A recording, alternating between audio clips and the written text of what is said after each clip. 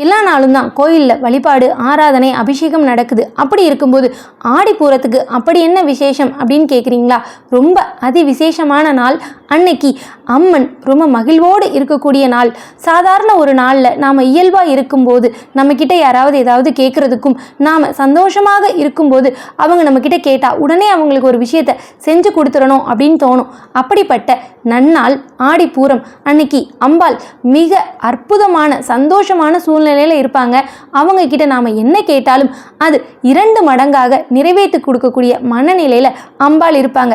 அதனால் அன்னைக்கு விரதம் இருந்து வழிபடக்கூடிய அனைவருடைய வேண்டுதல்களும் பிரார்த்தனைகளும் நிச்சயமாக நிறைவேறும். அம்மனுக்கு உகந்த நாள், சித்தர்கள் முனிவர்கள் தவம் தொடங்கும் அற்புத நாள்.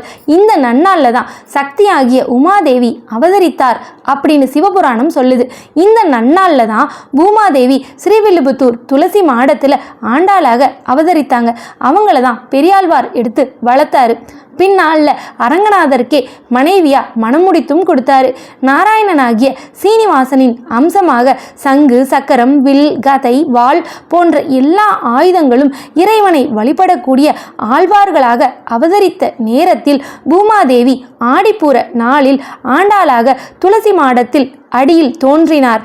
ஆணும் பெண்ணும் ஆன்மீகத்தில் சமம் என்பதையும் நிரூபித்து காட்டினார்.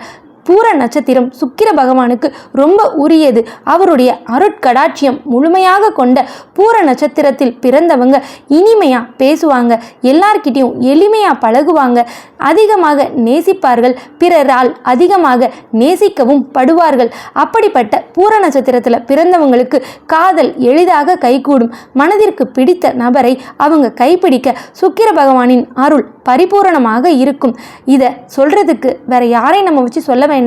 பூர நட்சத்திரத்தில் பிறந்த ஆண்டாளையே சொல்லலாம். காதல் கணவனாக அவங்க அரங்கநாதனையே நினைத்து அவருக்கு தினம் தினம் சூடக்கூடிய மாலையை தான் அணிந்து பார்த்து அதுக்கப்புறம் தான் கோவிலுக்கே அனுப்புவாங்களாம். கண்ணாடியில் தன்னை பார்க்கும்போது அவங்களுக்கு தன்னுடைய முகம் தெரிவதற்கு பதிலாக தான் நினைத்த காதலனின் உருவமான அரங்கநாதரையே அவங்க கண்ணாடியில் பார்த்துருக்காங்க. அவ்வளவு காதல்.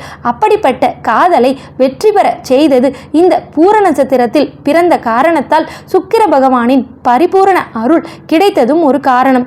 அப்படிப்பட்ட அவரை வணங்கும் போது நமக்கு கிடைக்கக்கூடிய நன்மைகள் என்ன அப்படின்னு பார்த்தீங்கன்னா, வீட்டில் கணவன் மனைவி ஒற்றுமை ஓங்கும், காதலில் வெற்றி அடைவார்கள், இல்லறம் நல்லறமாக தாம்பத்திய நலம் கிடைக்கும். ஆடிப்பூர நாளில் விரதம் இருக்கிறவங்களுக்கு திருமண தடை இருந்தால் அது நீங்கி திருமணம் விரைவில் கைகூடும். நிச்சயமாக குழந்தை பேரு கிடைக்கும். அப்படிப்பட்ட அந்த நாளில் எல்லா ஆலயங்கள்லையும் அம்மன் வழிபாடு ரொம்ப சிறப்பாக நடக்கும். அவங்களுக்கு பகலில் சந்தன காப்பு, குங்கும காப்பு, சாயந்தர நேரத்தில் வளகாப்பும் நடக்கும்.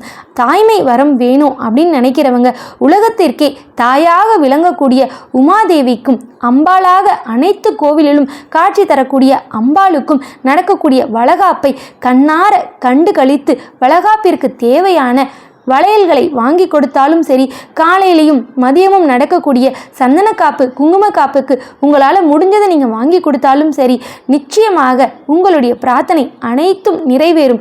அம்மனுக்கு மறக்காம வளகாப்புக்கு வளையல் வாங்கி கொடுங்க. தாய்மை வரம் நிச்சயமாக கிடைக்கும்.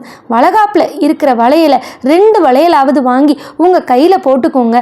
கண்டிப்பாக குழந்தை பாக்கியம் கிடைக்கும்.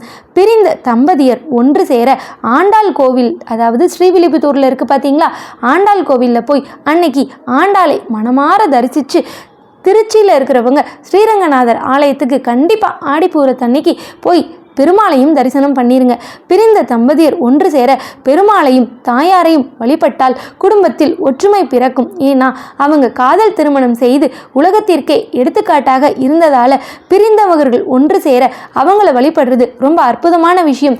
இது காதலர்களுக்கு மட்டும்தானா, கணவன் மனைவிக்கு மட்டும்தானா அப்படின்னா, சகோதரன் சகோதரி பிரிந்திருந்தாலும், அதே நேரத்தில் சகோதரர்கள், பிரிந்த நண்பர்கள், யார் பிரிவில் இருந்தாலும் அவர்கள் ஒன்று சேர நிச்சயமாக பூரத்தன்னைக்கு ஸ்ரீவில்லிபுத்தூரில் போய் ஆண்டாளை தரிசனம் பண்ணுறது சிறப்பான பலனை தரும். அம்பாள் பேரில் ஒரு அர்ச்சனை பண்ணிடுங்க. மறக்காமல் அம்பாள் பிறந்த துளசி மாடத்தை கண்டிப்பாக அன்னைக்கு பார்க்கறது கோடி புண்ணியம். அன்னைக்கு உங்கள் வீட்டில் பூஜை செய்யக்கூடிய நேரம் காலையில் 9:15 12 மணிக்குள்ள ஆகஸ்ட் 7ஆம் தேதி புதன்கிழமை காலையில் 9:15 12 மணிக்குள்ள இந்த பூஜையை முடிச்சிருங்க. உங்கள் வீட்டில் அம்பாள் படம் இருக்கும் இல்லையா, அம்பாள் படம் இல்லைன்னா ஆண்டாள் படம் இருந்ததுன்னா சந்தன குங்குமம் பொட்டு வைத்து விளக்கு ஏற்றி நல்ல மனமுள்ள மலர்களை சாத்துங்க. குழந்தை வரம் வேணும் அப்படின்னு நினைக்கிறவங்க வளையல் வாங்கி மாலை கட்டி உங்கள் வீட்டில் இருக்க படத்துக்கே போட்டு உங்களுடைய பிரார்த்தனையை சொல்லலாம். இல்லை வளையல் மாலை கட்ட தெரியலனா வளையலை வாங்கி ஒரு தட்டில் பரப்பி அம்பாள் முன்னாடி வச்சு உங்கள் பிரார்த்தனையை சொல்லலாம்.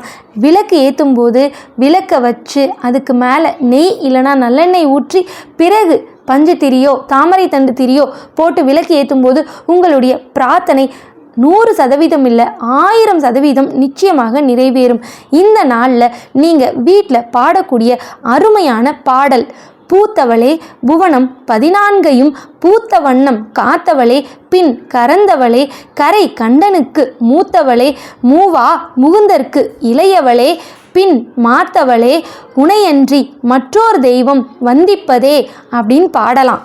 ஆத்தாளை எங்கள் அபிராம வள்ளியை அண்டமெல்லாம் பூத்தாளை மாதுளம்பூ நிறத்தாளை புவியடங்க காத்தாளை ஐங்கனையும் பாசாங்குசமும் கரும்பும் வில்லும் அங்கை சேர்த்தாளை முக்கண்ணியை தொழுவார்க்கு ஒரு தீங்கும் இல்லையே. இந்த பாட்டையும் பாடலாம். உங்களுக்கு வேற என்னெல்லாம் அம்பாள் பாடல் தெரியுதோ பாடலாம். 108 போற்றி சொல்லலாம்.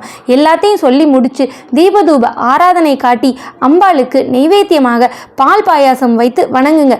உங்கள் வீட்டில் பால் பாயாசம் போல இன்பமும் மகிழ்ச்சியும் என்னாலும் பொங்கி நிலைத்திருக்கட்டும். அதுக்கப்புறம் அந்த பிரசாதத்தை பக்கத்தில் இருக்க குழந்தைகளுக்கு கொடுங்க. முடிஞ்சா அன்னைக்கு பக்கத்து வீட்டு குழந்தைகளுக்கு வளையல் வாங்கி கொடுங்க. பெண் குழந்தைகளுக்கு உங்களுடைய அனைத்து பிரார்த்தனையும் நிறைவேறும். ஓம் நமச்சிவாய.